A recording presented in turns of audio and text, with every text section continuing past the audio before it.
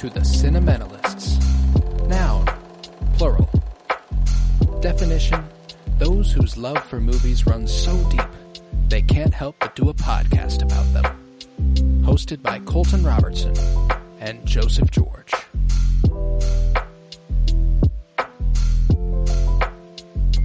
Hello everybody and welcome in to the Cinementalists. It is my 25th birthday and we are celebrating accordingly. On the docket today is Willow. This movie was released on May 20th, 1988, based on a story by George Lucas and written by Bob Dolman, directed by Ron Howard. I'm Colton Robertson. I'm joined by Joseph George. What's up, homie? Oh, what up, what up? It's always a pleasure to be here, and happy birthday, homie, today. Thank you very much, buddy. Thank you very much. And we're celebrating every holiday, you know, as many holidays as we can, and that we feel like, you know, celebrating. We've done Halloween, we've done Thanksgiving, we've done Christmas, we did New Year's, and, you know, me and you are worthy of celebration also, so we're going to go ahead and celebrate our birthdays, and I went ahead and picked a comfort classic for me in Willow. This was a first watch for you, one I've been wanting to show you for a long time, and I finally got an excuse to. How you feeling about it? Oh, man. Yeah, no, comfort classic is exactly right. You know, this was kind of a post Lord of the Rings even for me, so it got, you know, I felt like it was just an even more comfortable version of Lord of the Rings there. There were just elements of a lot of different fantasy and just classic, just feel good moments in here, and yeah, like I guess the real cry for me, I don't know, I kind of felt like there was a moment coming, but it was at just the very end, just the last embrace. I just kind of lost it. It was very out of nowhere. It all just kind of hit reunited with the wife and everything. Man, yeah, man, that's good stuff. I love me some Willow Ufgood.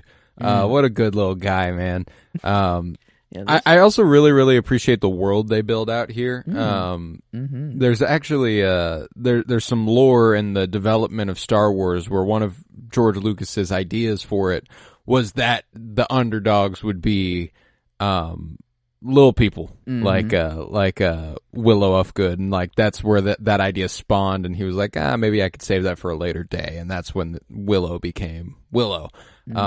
He also didn't execute on it until after he met Warwick Davis on the set of Return of the Jedi, when he played Wicket. That's pretty cool. Yeah, that's like, we need to get you out of the costume. We need to get you in just you. We need in a movie all about you, pretty much. And yeah, this, I mean, crazy coincidence. It released on my sister's birthday, as well. Kind of a weird birthday connection. Oh, look there. at that! Look at that! But yeah, I don't. That was just random there. But I mean, it kind of follows the like Lord of the Rings pattern a little bit of Fellowship, where you kind of have the group of people and you're chill with them. I guess it's kind of later on, not just Fellowship, kind of the whole story. But then you kind of lose the group, and then you're down to just kind of the Bilbo, basics, or Frodo and just the main crew who's going and leading the charge. But even, I don't know, the first half, whenever, you know, that whole kind of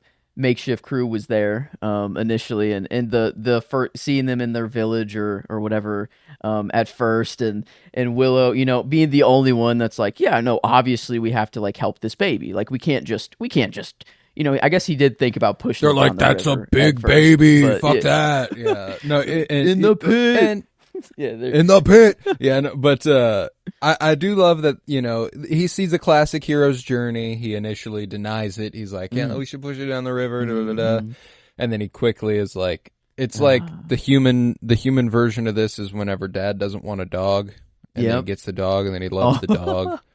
You know, 100%. That happened with what happened with the baby, with the Laura Dannon.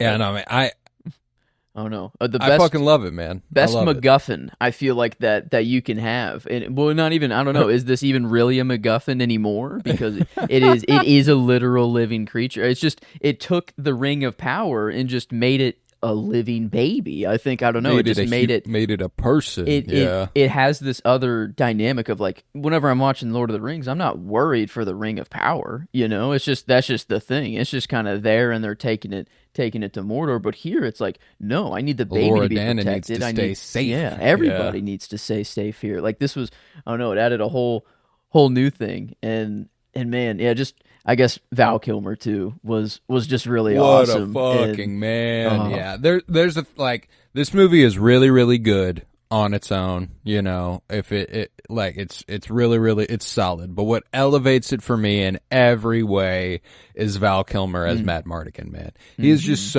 he's so beyond everybody else whenever it comes to presence. I feel like. He almost feels like he's acting in a completely different movie than everybody else is in the best way possible. I don't mean that's usually a negative thing, but it really just makes this movie better. Like, he almost feels like he was pulled out of a different world and plugged into this one. And it works. It just works really well. The talk of him being the fiercest sword, and he's the best warrior, strongest warrior, and all this, and he never has a chance to prove it. And then the way he like flips his sword around and shit, it's cool, man. I love it. He's such a fun character, and Val Kilmer has a ton of fun with it. And freaking this, I don't know what you call it, the sword that just attaches to your hand, or I don't know if he's just holding on to a little bar, whatever that's called, the little fencing. I don't know what to call it, rapier. I feel like there's a name for it. But that I feel like I just haven't seen that. I don't know why. I was just normal swords. I don't know why I've never seen that. That was just cool to see. And like the action was surprisingly like really cool. Like the cart chases, or like the chariot kind of chase that happened at first was just really, I don't know, intense, and kind of like it didn't seem that there was many special effects there. Or like visual effect. I don't know if I guess this is 88. Yeah, I'm trying to think of this is post Star Wars, so I mean, yeah, it is. We have the OT in there, but man, it's crazy to see. Just, I feel like maybe not the cart chase. There was I feel maybe it was him going into having his little fairy dust and having his little love trance, and then escaping with the sled and going out. And then I feel like from that moment on, it was just kind of bang, bang, bang. Like, there was just kind of, it was on kind of from there. And just, I don't know, a lot of action that I didn't expect to be in here. I thought it was mainly just going to kind of be the hero's journey, adventure, and fantasy. But yeah, I mean, it was like funny too. Like, I mean, there was just like I don't know, a lot of the laughs I got kind of were from I don't know his name, the wizard kind of guy, what's his name? Let's see, Alwyn, is that right? Aldwin, or Aldwin, maybe. I don't know. The little follow the bird. He throws a bird up in the air, and at first Never mind, forget the bird. Yeah, not gonna lie, I didn't really believe in the dude at first. I didn't really know if magic was a thing in this world for real, because the dude was like, "All right, I'll let the bones speak to me," and he's like, the bones say nothing, and and then he just asks, the bones say this. Yeah.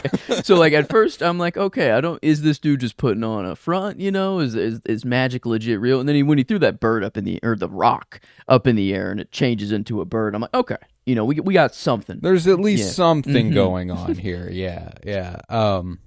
But yeah, fun. Yeah, because I mean, like Bav Morda clearly has the evil witchiness thing going on. And then we meet the Raziel, or the woman who is a bird, and then a goat, and then all that good stuff.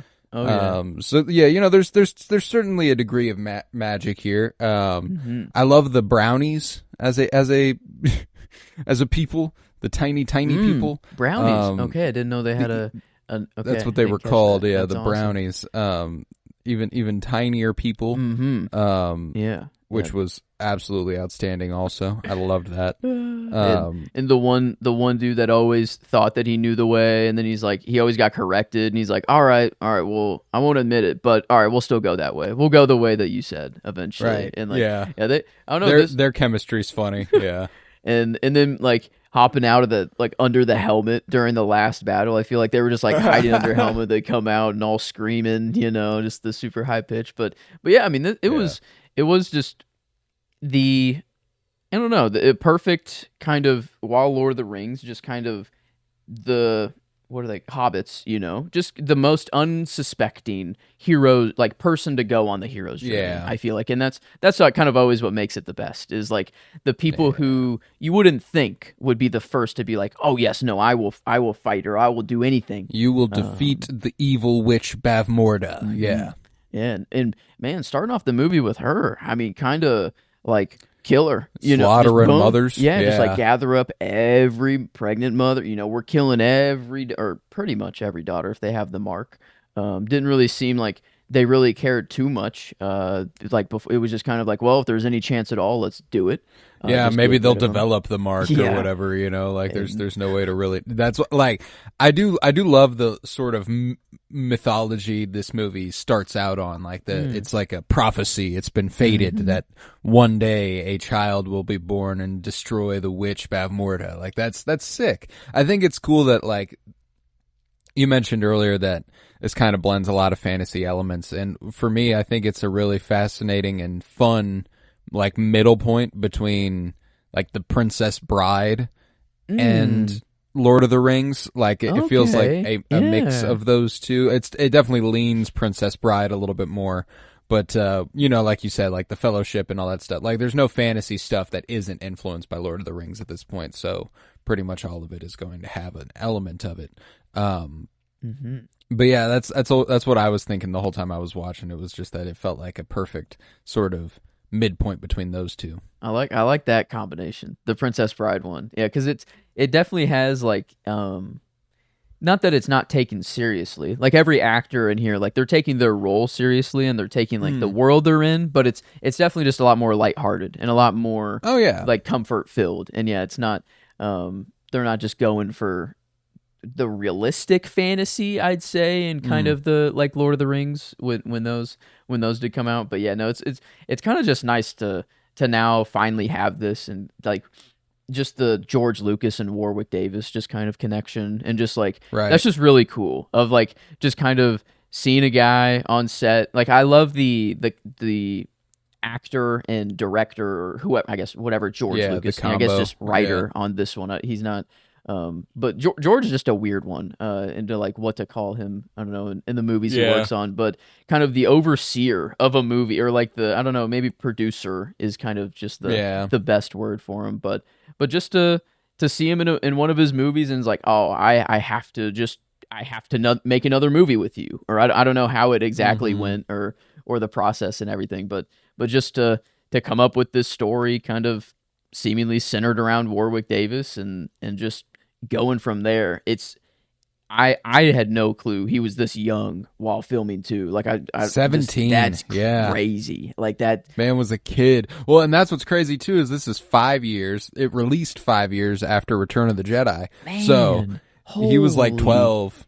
He was like 11 or 12 being Wicket. Yeah. And George was like, yes, no, this, like, George was like, this kid's got it. I fucking love that. I love that. Like, that's so George Lucas of him to like look at this 11-year-old who's in a teddy bear costume and going like, this fucking kid knows what he's doing. And he does, like that's, I don't mean that to sound, facetious, but like George Lucas clearly spotted something in Warwick Davis that he absolutely possessed. And it's one thing that, I'll refrain from talking about it as much as possible, but it must be mentioned that there's a sequel series to this movie that absolutely fucking rocks, that unless you commit a small crime, you cannot watch it.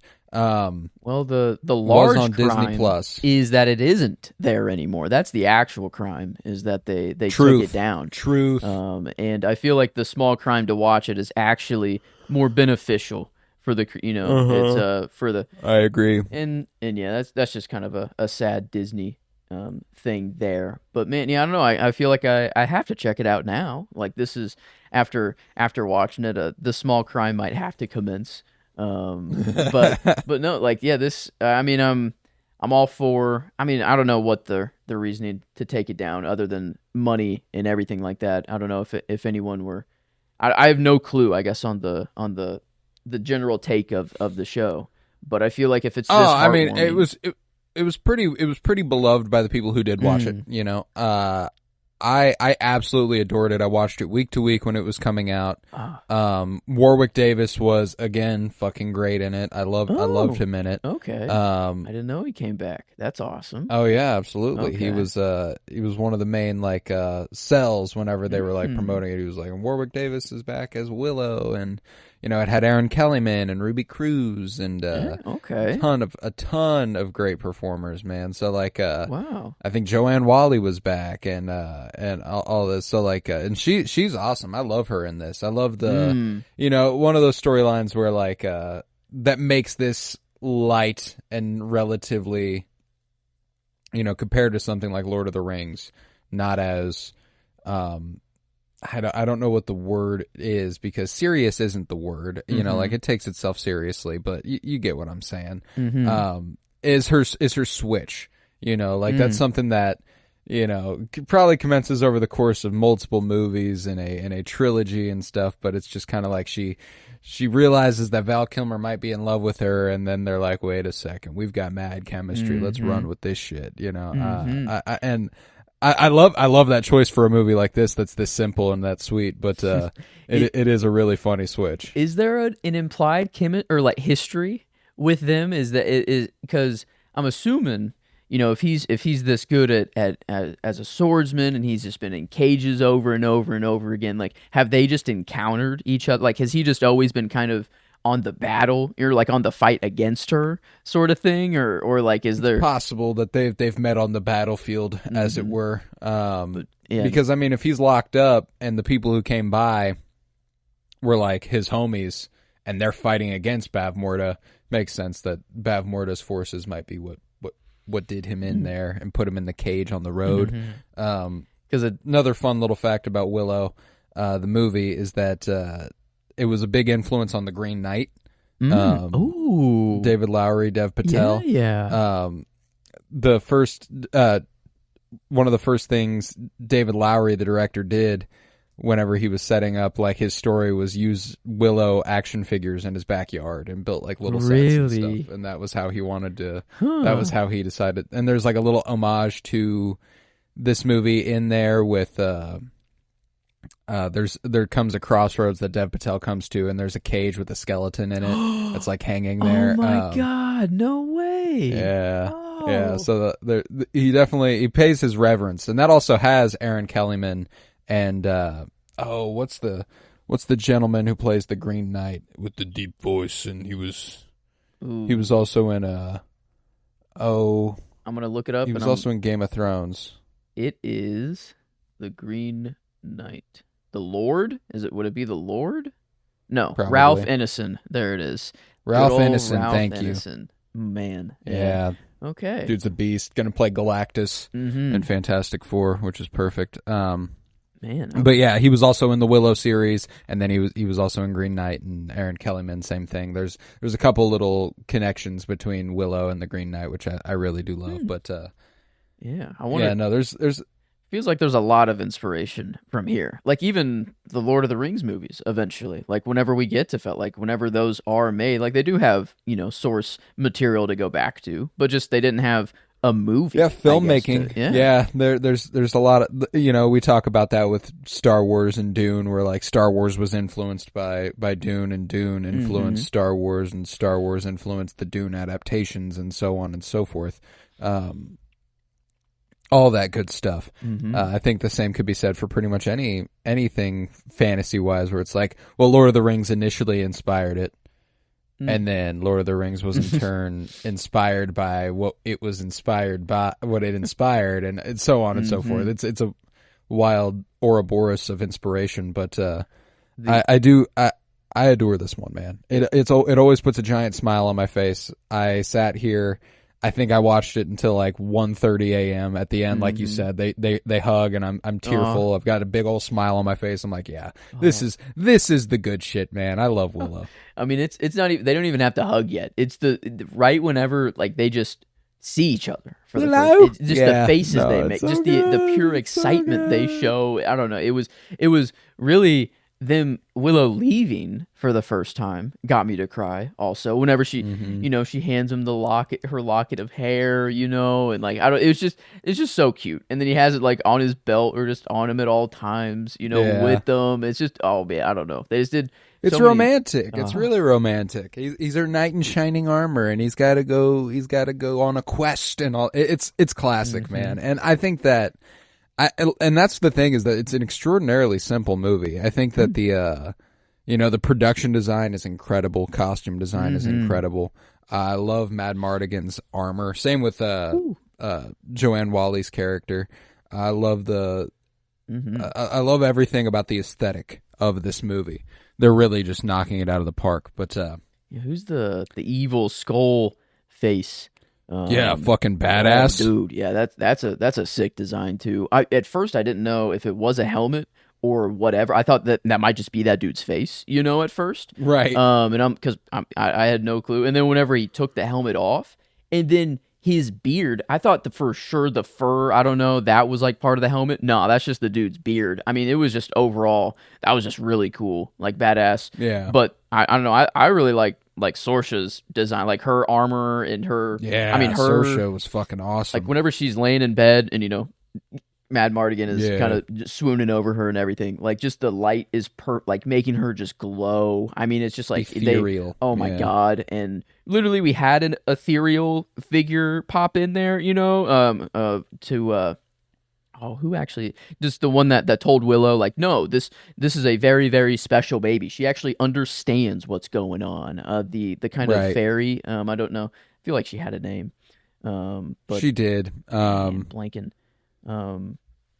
Oh man, yeah, the one that's like, she chose you and all that. Coming in, I feel like she had a long name. And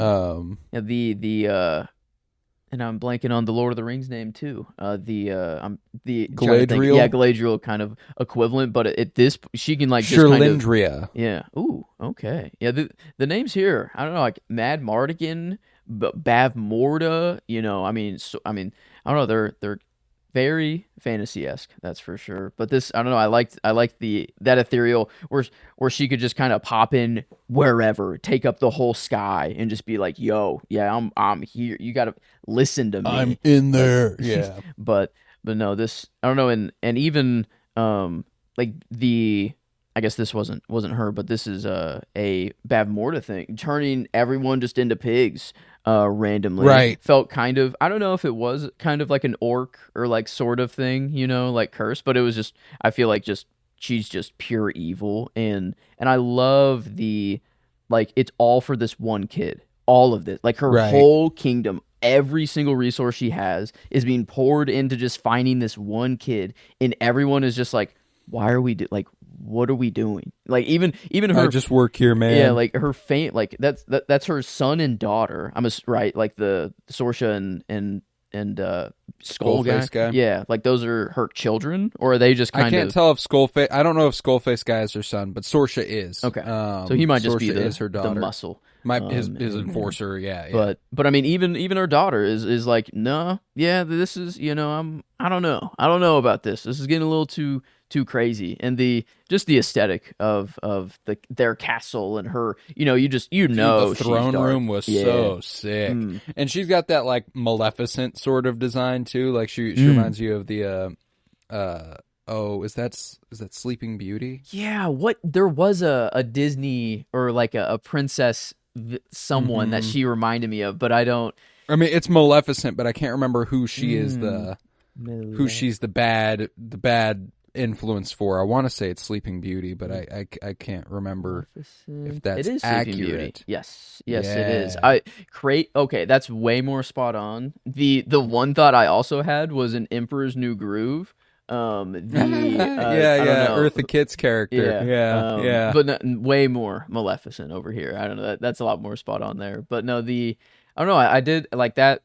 I think it is simple, but like I love the simplicity of like you have the evil, I don't know, kind of empire, like figure of just classic good versus evil, going after one kid and wasting everything, and everyone's just it's just bad. And then you just on the other end, you just have Willow taking a baby, just protecting a baby, and he has some friends and help along the way. But it's like I love that it's just such a daunting task, but Willow just can never seem to let it go. It's just obviously what he has to do in the time, just because he happened across a baby in a river. That's all that happened at the beginning, and just I don't know. It feels the fantasy part of it feels like fate, a little bit at first, and like I wondered if this prophecy was kind of like spun just to take down like this empire, and like because they knew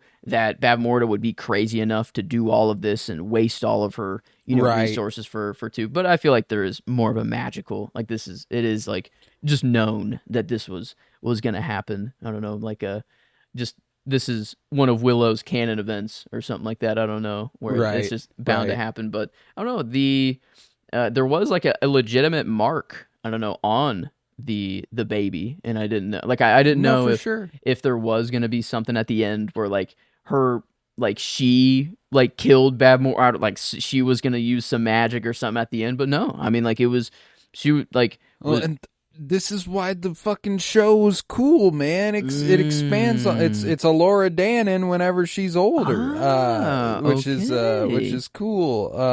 About like almost 20 years later or something like that, I think is when it's set, but or around 20 years later. But it's good, man. It's real good. One of the main characters is Mad Mardigan and Sorce's daughter, played by Ruby Cruz, and okay, so they had a daughter. Okay. Yeah. Seems right.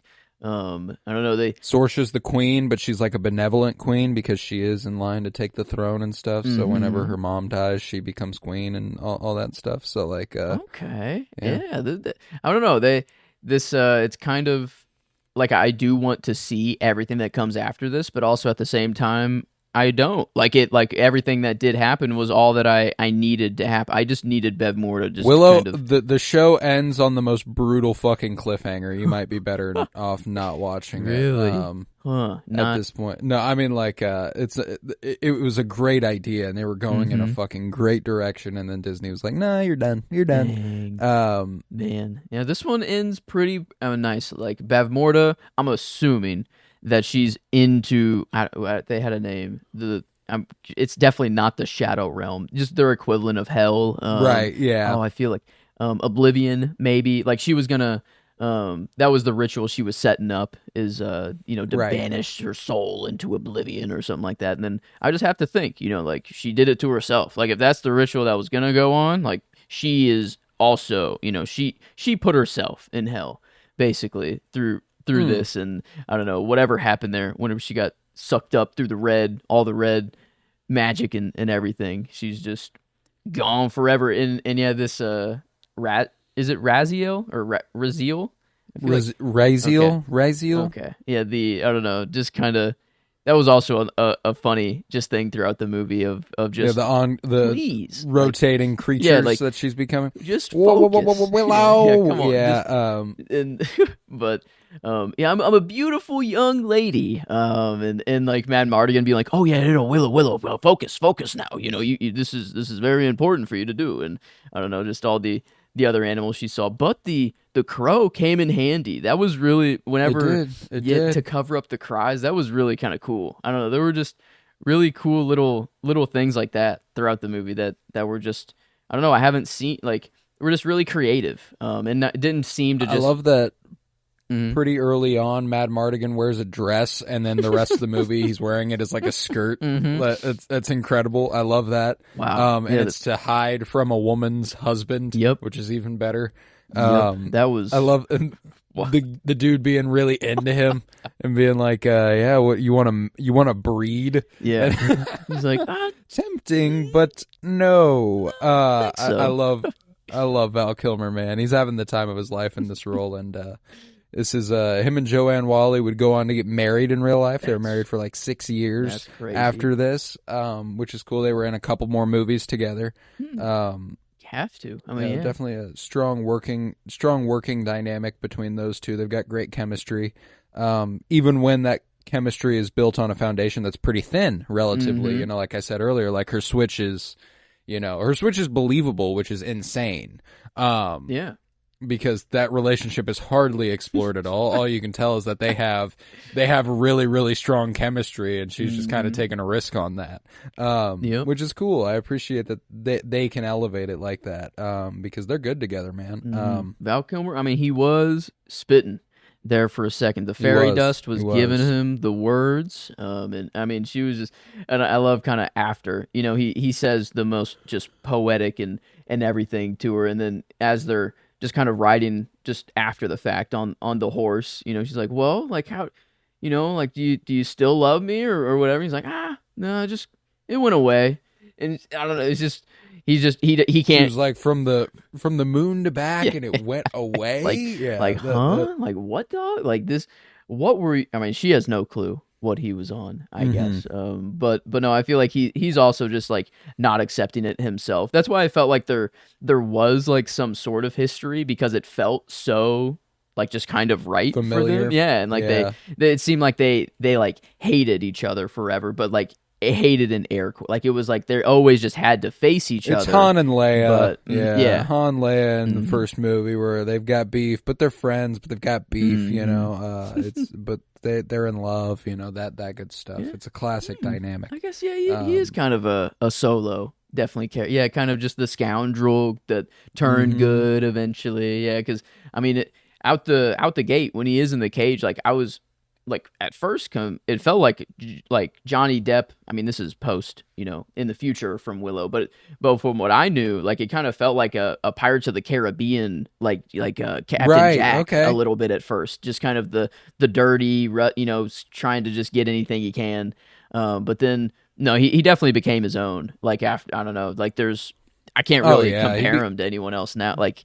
Throughout the whole movie. I mean, there's that great moment whenever he's like, no, I'm with the Daikini or what, like, he declares like his fealty to Willow, which is really dope. Ooh. It reminds me of the For Frodo moment. Oh yeah. Obviously, not as much weight, not the same thing, but when it comes to where its influences come from, I got to imagine that has some sort of bearing on this. Yeah. I don't know. Peck. I feel like am I saying an actual like offensive word in real life, or is this just made for the movie? I don't think it's technically a slur. It's definitely a slur within the context of the movie.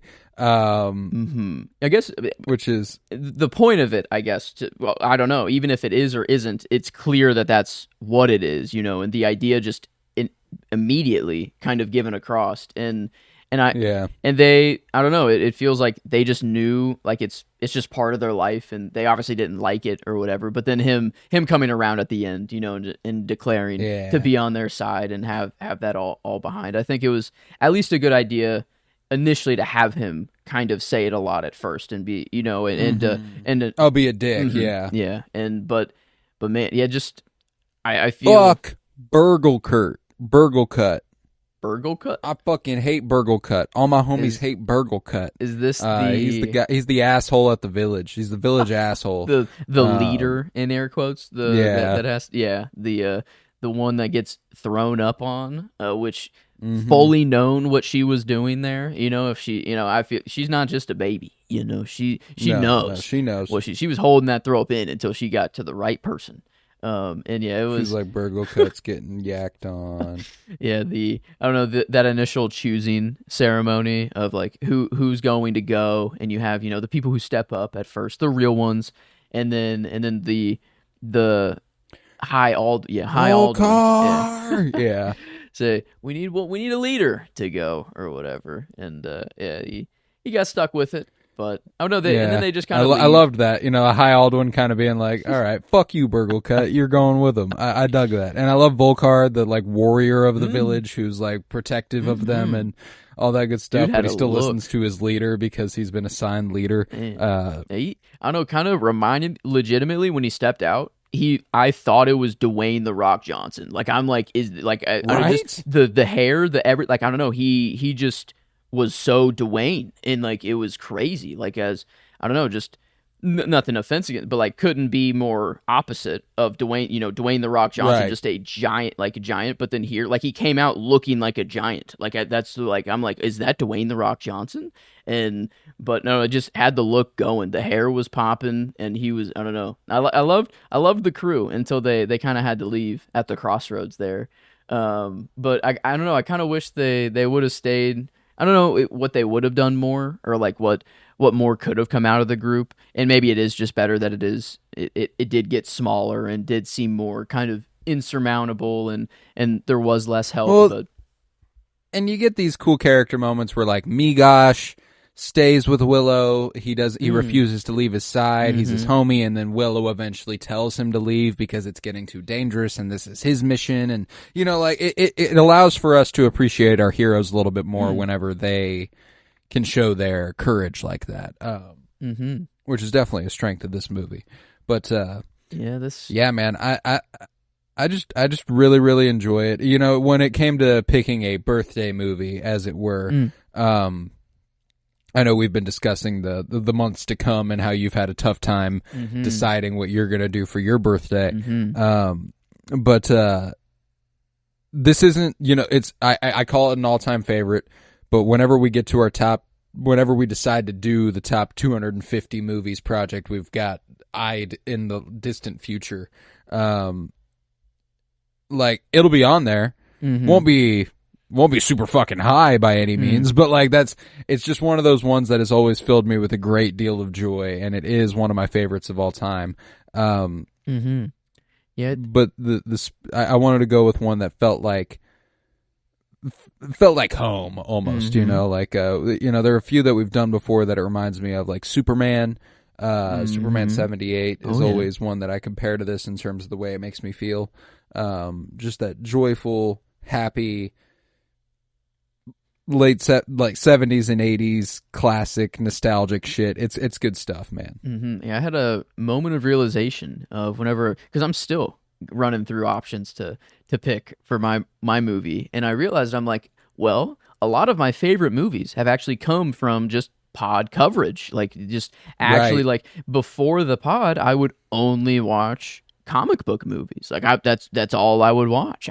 That's all I cared for, really. And maybe the huge blockbuster that would come out at the time, but even then, like I didn't really watch a whole lot, and it's due to the pod that I'm like watching all these movies and that I like them. And like my favorites, or Interstellar or Truman Show or The Matrix, or just kind of movies that we just have covered already. So it's like I feel like that's kind of my pit hole, or just kind of pitfall right now, is just kind of like of why I'm struggling to find one, is that it's just we've covered actually a lot of we've done so many great like movies, all-time favorites, and I don't know, this it feels like I don't know, nothing just quite has landed. I wish I had like a Willow, or just like a something that I would just I know kind of is my thing.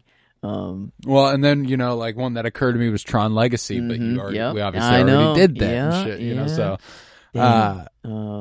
so I don't know, maybe it might be time to whip out the original Tron.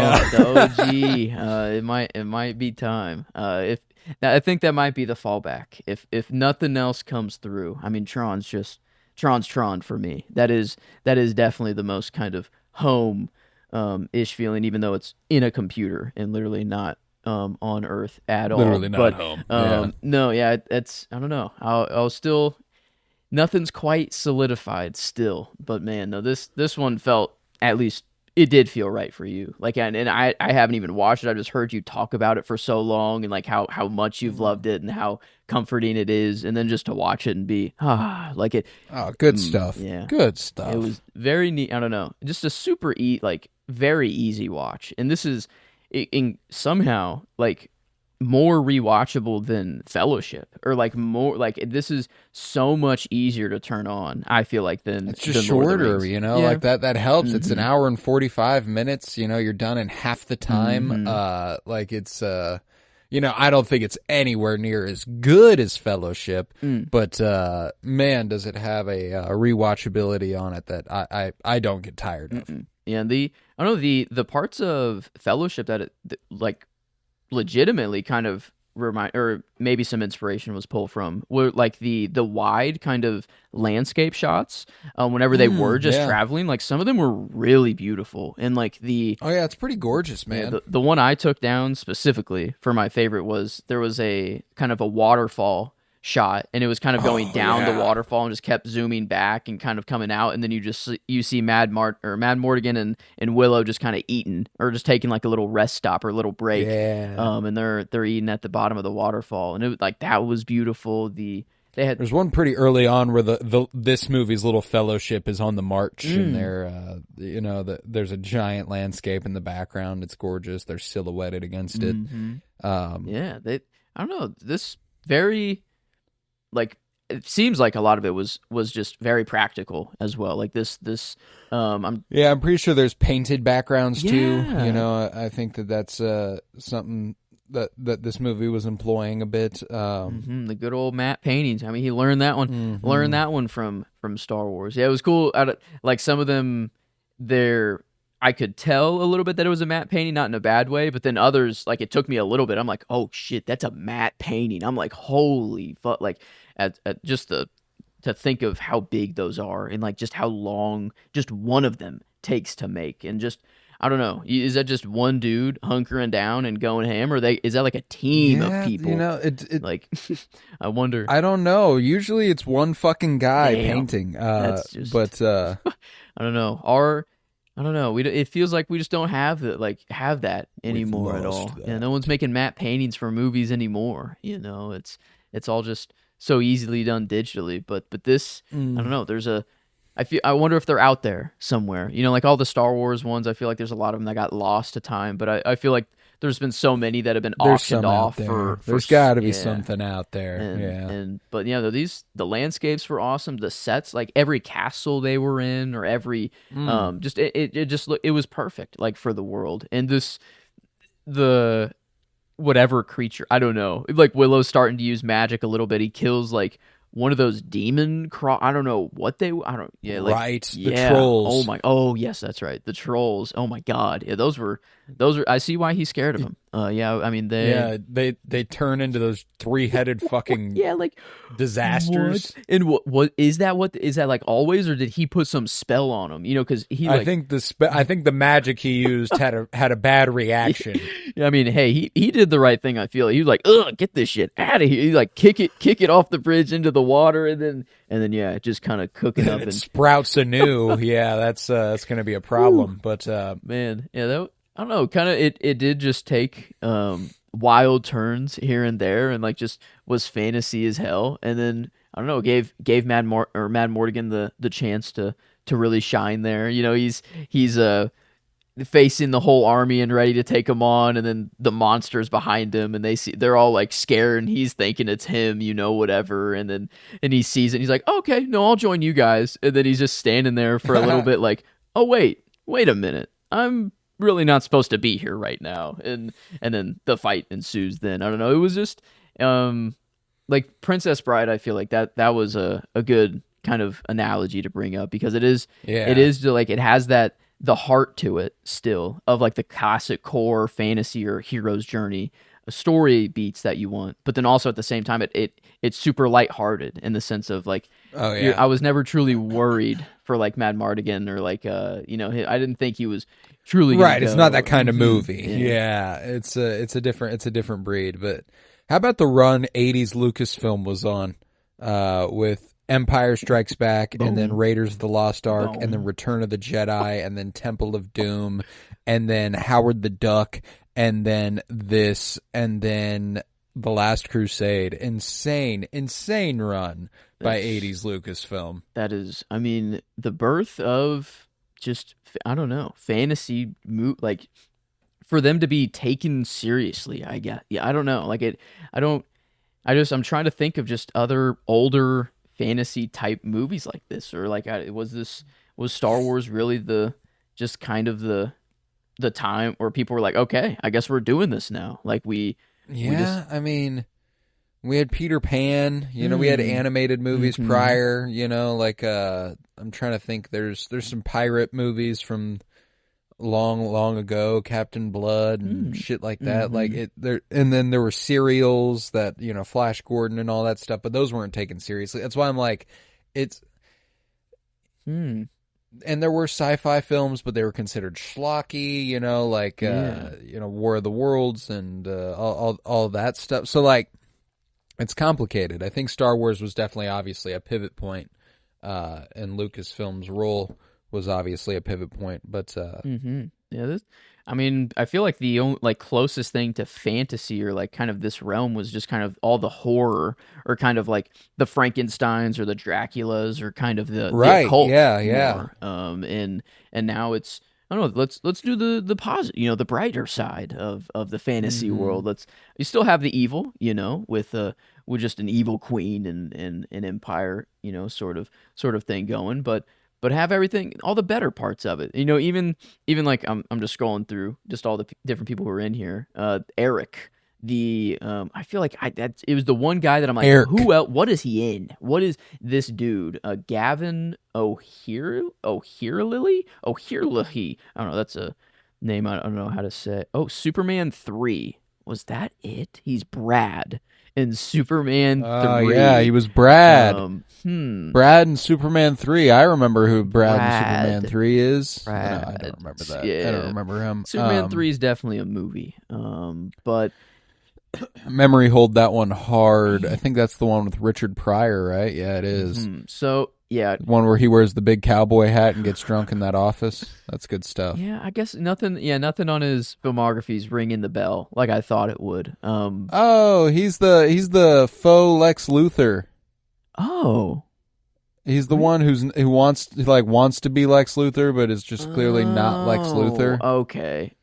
I feel like that. I mean, that has to be. Why what is he it credited as just fucking Brad? It's definitely that. But Brad. Yeah. I mean, I don't know his little here where he's the true knight, and he tells Madmartigan like, oh no, you don't have any honor, blah blah blah, and like you stay in that cage and rot, and oh no, I was wrong. Sorry, he wasn't that guy. He was the loser from back home. The loser from back home that Richard Pryor gets fucked up with and like bamboozles. I don't know. In that office, whenever he's got the giant suitcase full of alcohol and all that stuff. Okay, that's the guy he's fucking over. Is Eric? Wow. Yeah. Good old Brad. Good old Brad. That's why Brad's credited as that. I was like, I don't think he's that. But man, yeah, no, I don't know. I even like every little character here feels like they have like a good little moment. Like his death, he kind of goes out how he'd want to. I feel like as a knight. Eric's a real one. Being like, win the war for me, and then it kind of gives Madmartigan the kind of like, all right, now I gotta lock in. This dude's not living for much longer. And then any influence on Eric and Eric from Eric. Oh my god, from the world of Westeros. Oh, it has to. Oh, come on. I mean, it is Eric with an A. Here, right. I mean, I feel like it's only right. That's my headcanon from now on, is that Eric was inspired here, but no, I don't know, that final fight too was really sick. Like the whatever that sword was, but then I mean, I don't know how many times a dude got stabbed, but the final one, the little step on the sword to angle it up and then pull him down on it. That I don't know. Yeah. It was just I don't know, a lot of really cool, just creative things in here that just I didn't expect. I don't know, like the action was the most surprising. I think I didn't expect to have as much of it, but I don't know. I kind of surprisingly, like I feel like the first half of the movie was just at least more comfortable. Like it was just kind of in their village. He's putting on a little magic show, or like they're in the tavern. Yeah, and you're meeting Madmartigan and all that stuff. Like there's a certain classicness to that definitely hits. I really do adore that part of the movie. But yeah, I'm with you. I think that there's a lot to love here, and I do love it dearly. But I don't think I have much else to say on it. It's simple, I guess. Not in a bad way, but it is just I don't know. No, it's a simple flick. Simple flick. But I think with that, I'll do the plugs. We can rate this thing, and we'll get out of here. So first, I want to talk about the giveaway, the Cinementalists giveaway. We've been talking about it the last couple weeks as far as our top 100 of the 20s series is concerned, but we are currently trying to give away Paris is Burning on Criterion Collection Blu-ray, Certain Women on Criterion Collection Blu-ray, and a Letterboxd patron membership, which gives you the ability to change posters and clone lists and, all that, see your stats and all that good stuff. It's a lot of fun. So there will be 3 winners. And, it could be the same person who wins multiple things. That's why you got to listen to this. So what you got to do to enter the giveaway is subscribe to the Cinementalists on YouTube. And then you have to download at least one episode of the show wherever you listen to podcasts, be it Apple Podcasts, Spotify, Audible, anywhere else. Download an episode and subscribe to the Cinementalists on YouTube, and you are entered with one entry. And you also have to follow me at Colton Robertson on Blue Sky and DM me proof when you've done this. That's if you're really, really interested. It's mostly a Blue Sky giveaway, so if you're not on Blue Sky, you should get on Blue Sky if you want to participate. Now, for additional entries, every episode downloaded is an additional entry. And at this point, we should have 33, 35. This should be our 36th episode. So you can have 36 entries 37 entries as of yet, just off of the basic instructions and then downloading every episode.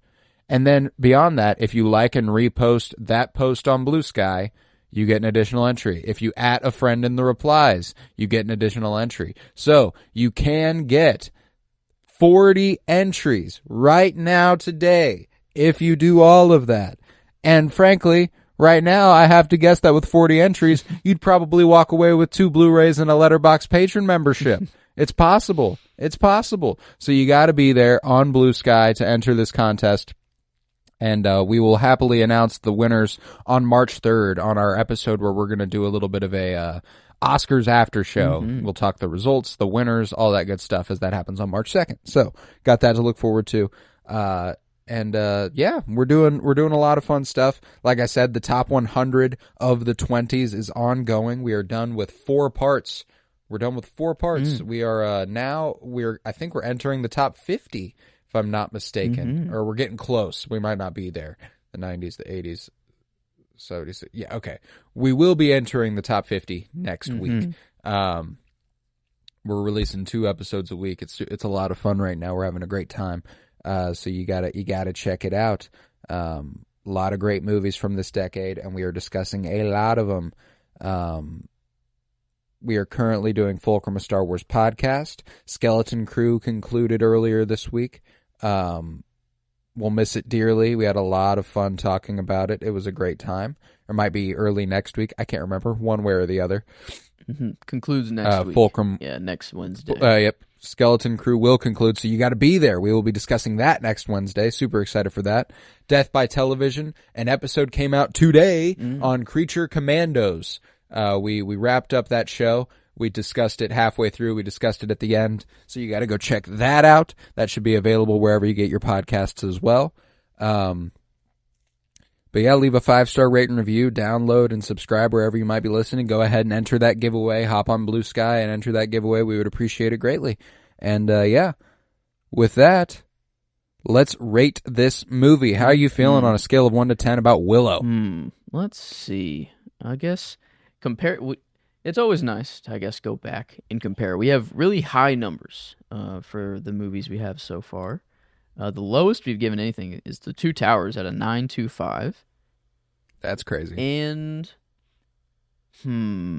here it's the lowest we've given anything on sentimental. I guess here just starting with the Fellowship or starting with Lord of the Rings. I guess with on this sheet, recent kind of givings. But even Indy, I mean, I think even with Indy, I don't think we dipped below a 9 at all there either.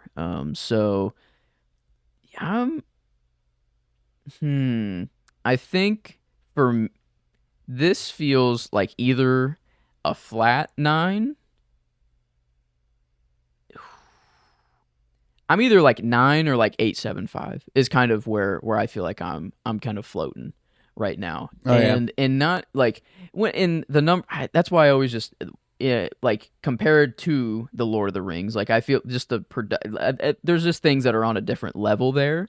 But this, it has every element of a movie that I don't know. Like the comfort of this movie elevates it a whole lot. Like just it has every story beat you want. It does look good. While it's not a poorly made movie at all.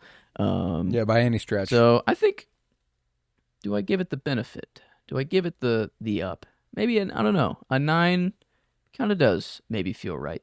I think I will give it that little boost over the 8.75. Beautiful. Mm-hmm.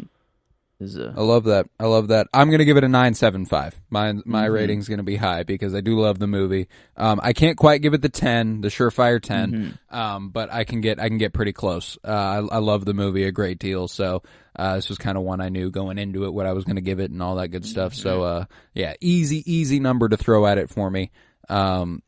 But that's a strong one. That would be a strong, probably our biggest discrepancy yet. Yeah, I guess I didn't. It was just really like to challengers, and because it now with the overall, it's barely just right below a 0.1 below challengers. Challengers was a 9.5 and this 9.4, and that I feel feels a little bit right. Feel good to about me. that. And it's the ratings I feel like are all just. It is like almost individual. Like I feel like every movie has a different rating itself, but like I don't know, it's just rating a movie and just the letterbox stars. Pretty arbitrary. It's pretty arbitrary, but it's fun. I like doing it. I like trying to give my feelings, my intangible, completely bizarre. There's no way to really quantify it. I like to quantify it. Just in the bones. The bones. That's fun. Like reading that's fun the stuff. bones do tell me something, and they're telling me the bones tell me 9.4. Yeah, but man, I had a great time. Thanks for covering Willow with me on my birthday here. Of course. But we'll be back next week with a couple more installations in the top 100 of the 20s. You gotta be there. It's something you must do. But I think with that, we can conclude this episode. I was Colton Robertson. I was joined by Joseph George. Thank you very much, homie. Oh, thank you for having me. It's always a pleasure to be here, homie. Oh, it's always a pleasure to have you. And remember, I will consult the bones.